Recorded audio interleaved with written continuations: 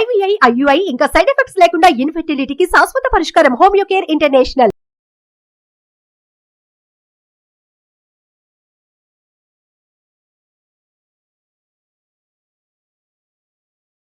నమస్కారం గురుగారు. నమస్కారం. మార్గశిల మాసంలోనే మనము హనుమంతుని వ్రతం కూడా చూస్తూ ఉన్నాం. అసలు హనుమంతుని వ్రతం అంటే ఏంటి, దాని యొక్క విశిష్టత ఏంటి, దాంతోపాటు ఈ వ్రతం ఎవరెవరు చేసుకోవచ్చు అంటారు? హనుమంతుడు మనకి రామాయణం మొత్తం ఒక ఎత్తు. రామాయణంలోనే బాలకాండ ఇవన్నీ కూడా తీసుకుంటే సుందరాకాండ వస్తుంది. సుందరాకాండ మొత్తం ఒక ఎత్తు.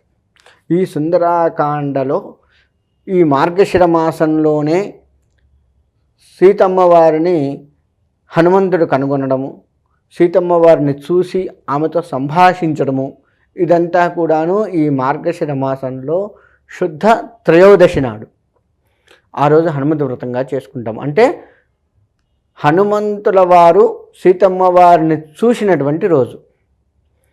ఆ రోజు హనుమంతు వ్రతంగా చేసుకుంటాము. అంటే ఆ రోజున ఎవరైతే హనుమంతుణ్ణి అర్చించిన, సింధూరాభిషేకాలు చేసిన, హనుమతి ప్రదక్షిణ నమస్కారాలు చేసిన, హనుమంతుడికి ఆకుపూజలు లాంటివి చేసుకున్న, ఇట్లా హనుమంతుడికి సంబంధించి ఏ ప్రక్రియ చేసినా సరే మనకి ఆ సీతాదేవిని ఈయన చూశాడు కాబట్టి చూసినప్పుడు ఏమవుతుంది, సీతా శోకం వెళ్ళిపోయింది. అంటే నాకు సంబంధించిన వారు ఒకరు వచ్చారు అని అప్పటిదాకా శోకయుక్తంగా ఉన్నటువంటి సీతకి ఒక కొత్త రకమైనటువంటి ఉత్సాహాన్ని ఇచ్చినటువంటి వాడు హనుమంతుడు. నా దూత ఒక ఆయన వచ్చారు, రాముడి యొక్క యోగక్షేమాలు తెలిపాడు, నా యోగక్షేమాలు కూడా అక్కడ తెలుపుతాడు. నేను ఇక్కడ ఉన్న సంగతి హనుమంతుడు రాముడికి తెలియపరిచి రాముడిని అతి త్వరగా నా దరికి చేరుస్తాడు, మేమిద్దరం కూడా సుఖంగా ఉండేలా చేసేవాడు హనుమంతుడు అని చెప్పేసి సీతకు ఒక ధైర్యం వచ్చినటువంటి రోజు ఈ హనుమతి వ్రతంగా చేస్తూ ఉన్నాము.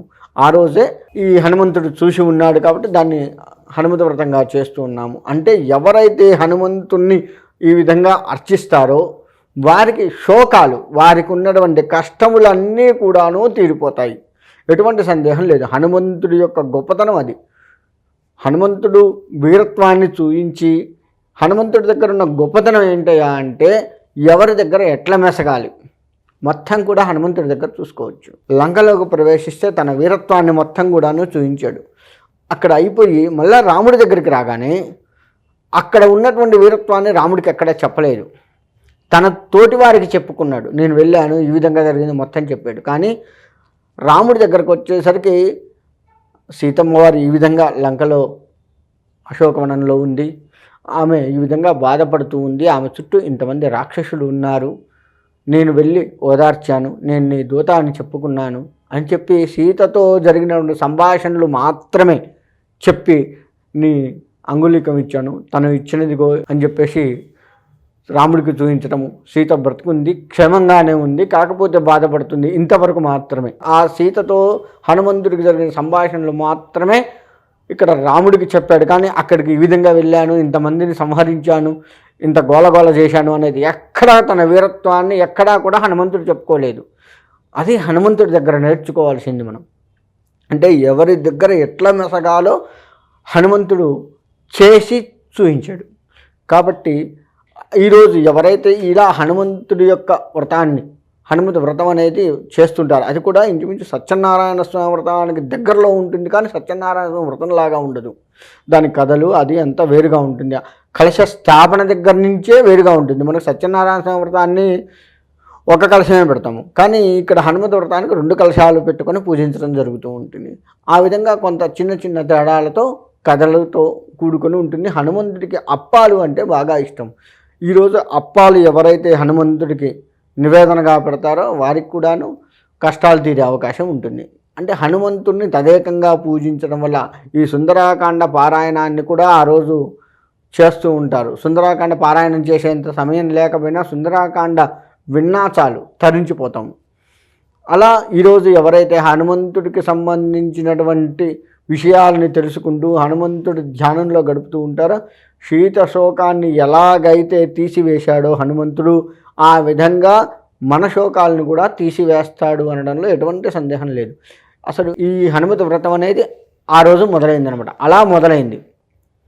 సీతను చూసిన రోజే హనుమతి వ్రతంగా మనం చెప్పుకుంటూ ఆ శోకాలు ఎలా అయితే అమ్మవారికి తీసేశాడో ఆ స్వామివారిని ఆశ్రయించిన ప్రతి వారికి గురూపదేశం ఉండి, హనుమంతుల్లో కూడా చాలా రకాలు ఉన్నారు. అభయాంజనేయ స్వామిని, దాసాంజనేయ స్వామిని, వరదాంజనేయ స్వామిని, పంచముఖ హనుమంతుడు అని ఇలా రకరకాల పేర్లతో ఉన్నాడు. ఏ హనుమంతుణ్ణి మనం ఆశ్రయించినా కానీ ఆ హనుమత్ తత్వం ఏంటయ్యా అంటే అభయం ఇవ్వటమే. అంటే ఎవరైతే తనల్ని ఆశ్రయించారో వారికి ఎటువంటి బాధలు లేకుండా చూడటమే హనుమంతుడి యొక్క గొప్పతనం.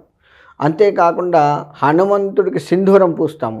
హనుమంతుడి యొక్క సింధూరాన్ని ఎవరైతే ధరిస్తారో వాళ్ళకు భూత ప్రేత పిశాచాలు కూడా వారికి దరి చేరవు. మనకి చిన్నపిల్లకాయలకి ఎవరికన్నా భయాలు వేసినా సరే మనము సింధూరం పెడతాము. ఏంటి అంటే హనుమంతుడు రక్ష. ఈ గురూపదేశాలు తీసుకుంటారు కొంతమంది. హనుమంతుడికి సంబంధించిన బీజాక్షరాలు తీసుకొని, బ్రాహ్మిన్స్ చాలామంది అలా బీజాక్షరాలు తీసుకొని దాన్ని తదేకంగా చేస్తుంటారు. అటువంటి గురువుల సన్నిధిలో ఈ హనుమతి వ్రతం రోజు గడిపినా సరే, అలా ఉపాసకుల యొక్క ఆశీర్వచనాలు ఆ రోజు తీసుకున్నా సరే ఖచ్చితంగా హనుమతి అనుగ్రహం కలుగుతుంది అని చెప్పేసి పెద్దలు చెప్తూ ఉంటారు. కాబట్టి ఎవరైతే ఈ హనుమతి వ్రతం రోజు స్వామివారిని ఆరాధిస్తారో 4 వర్ణాల వారు కూడాను హనుమంతుడిని ఆరాధించవచ్చు.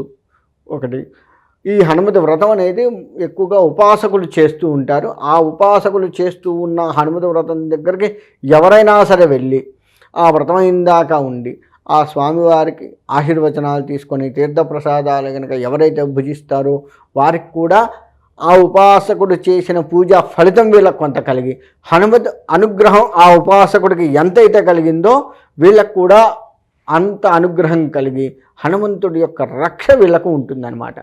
కాబట్టి ఎవరైతే ఈ హనుమతి వ్రతం రోజు ఈ విధంగా హనుమంతుడిని ఇప్పుడు మనం చెప్పుకున్న విధంగా హనుమంతుడిని పూజించినా దర్శించినా హనుమతి అనుగ్రహం కలిగి ఎటువంటి భయాలు లేకుండా ఎటువంటి శోకాలు లేకుండా సుఖంగా ఉంటారు. కాబట్టి అందరూ కూడా ఆ విధంగా ఉండి హనుమతి అనుగ్రహం పొందాలని కోరుకుంటున్నాను. థ్యాంక్ యూ అండి. నరసింహ.